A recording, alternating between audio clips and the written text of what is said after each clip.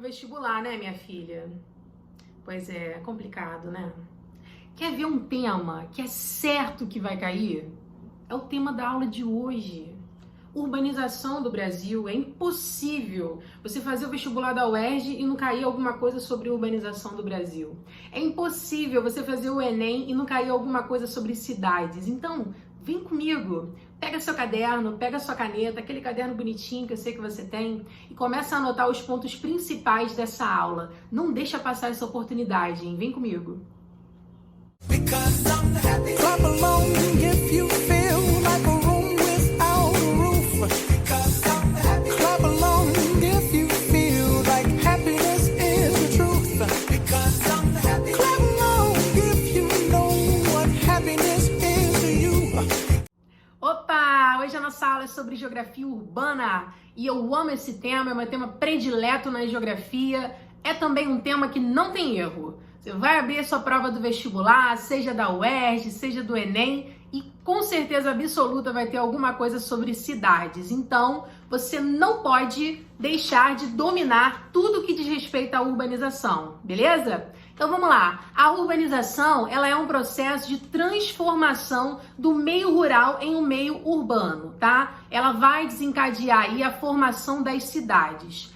Saibam que eu estou sendo muito simplista, tá bom? No que vem a ser esse conceito de urbanização. Até porque a gente não pode acreditar que a cidade é o futuro de todos os espaços, tá? Que o futuro de todas as áreas é a urbanização. A gente não pode pensar assim. Até porque a lógica do campo, a lógica rural, ela também é uma lógica apropriada, ela também é uma lógica que existe e que nunca vai deixar de existir, né? Até porque o campo, ele tem a sua função, ele tem a sua organização social. Então, cuidado para não usar esse conceito simples, né, que eu utilizei aqui com vocês, de formação das cidades, de transformação do meio rural em urbano, e não acabar caindo na cilada de observar e analisar o espaço sempre pela ótica capitalista, industrial, pautada aí na modernização do espaço, tá bom? Por que a gente não pode pensar assim? Porque nós precisamos respeitar as organizações diferenciais do espaço, tá bom?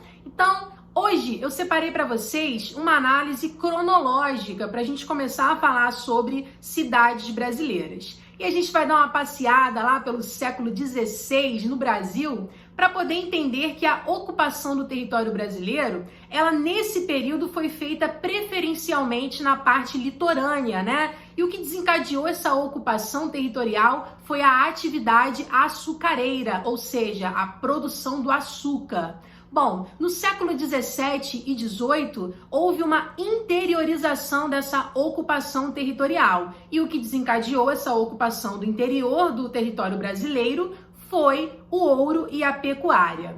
Bom, indo agora para o século 19 e 20, a gente já vai perceber aí que a industrialização, ela foi desencadeando a formação de pequenos núcleos urbanos, que na época simbolizavam 6% do território brasileiro. Esses núcleos urbanos iniciais, né, os primeiros núcleos urbanos, eles foram criados a partir da indústria do café, né, a atividade cafeeira, que tem o seu início aí, pensando na questão do caminho do café, ela tem o seu início no Vale do Paraíba, no Rio de Janeiro, depois passa ali pelo oeste paulista, chegando ao noroeste do Paraná.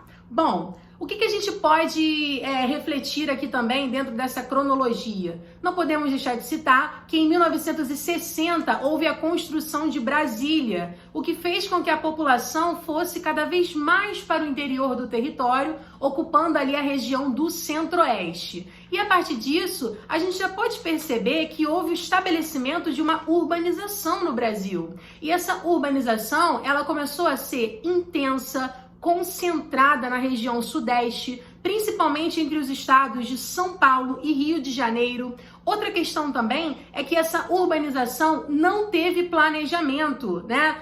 tendo aí como um exemplo, dentro dessa, como se fosse uma exceção para essa lógica de uma urbanização sem planejamento, a gente pode citar a cidade de Brasília, que foi previamente planejada. Mas é a realidade brasileira, né, de um país subdesenvolvido, ter aí uma urbanização elaborada sem planejamento. Isso gera uma série de problemas, né? O crescimento desordenado das cidades, o inchaço, né, de carros, de pessoas, de moradias, a desigualdade, o desemprego, a miséria, a poluição ambiental, que são problemas urbanos que vão dar uma certa preferência para as cidades que não foram planejadas, né? Não que não existam esses problemas urbanos, né? Alguns deles em cidades que foram planejadas. Mas quando a gente fala de cidades que não tiveram ali um planejamento para se erguer, né, para serem produzidas, a gente percebe aí que essas cidades sem planejamento, que estão localizadas principalmente em países subdesenvolvidos, sofrem muito mais com esses problemas urbanos, beleza?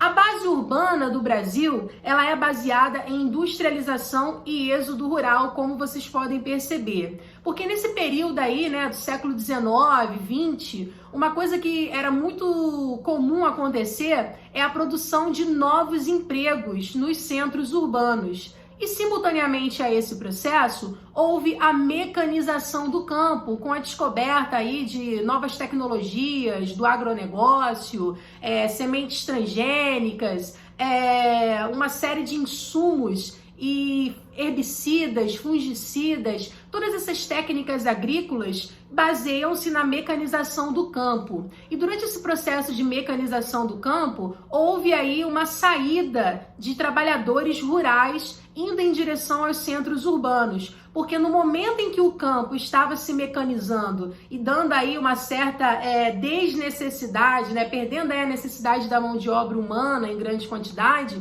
a cidade estava atraindo pessoas com esses novos empregos, com essa modernização, com essa industrialização também. Então, a base urbana do Brasil, ela tem muito esse fundamento aí, né, do conceito de êxodo rural, da saída das pessoas do campo para a cidade.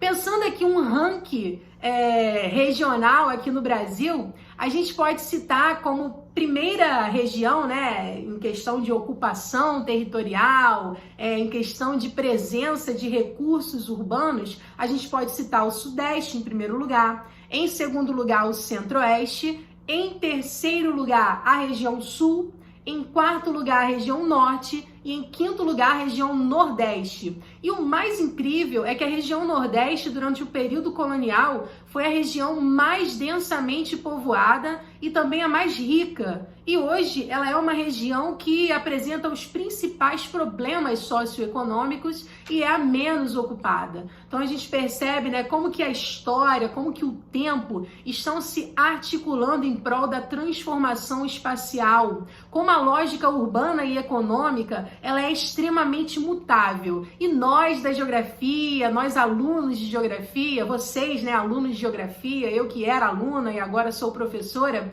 tem que estar sempre atenta, né? Temos que estar sempre atentos a observar essas transformações espaciais, principalmente quando estamos falando de uma lógica urbana que sofre uma série de interferências vindas da globalização, desses processos industriais e principalmente essas manobras políticas, né? Sabendo que estamos inseridos em uma lógica global de uma economia industrializada, a gente percebe que a cidade, ela é o palco dessas grandes decisões políticas e econômicas, ela é o palco que vai representar todas essas articulações sociais existentes com base em uma lógica econômica atual. Bom, então a cidade ela é nada mais do que um laboratório para a gente aprender geografia, não somente a geografia urbana, mas também a geografia ambiental, a geografia econômica e a geografia política. Eu fico hoje por aqui e a gente se vê logo em breve com outro vídeo aula.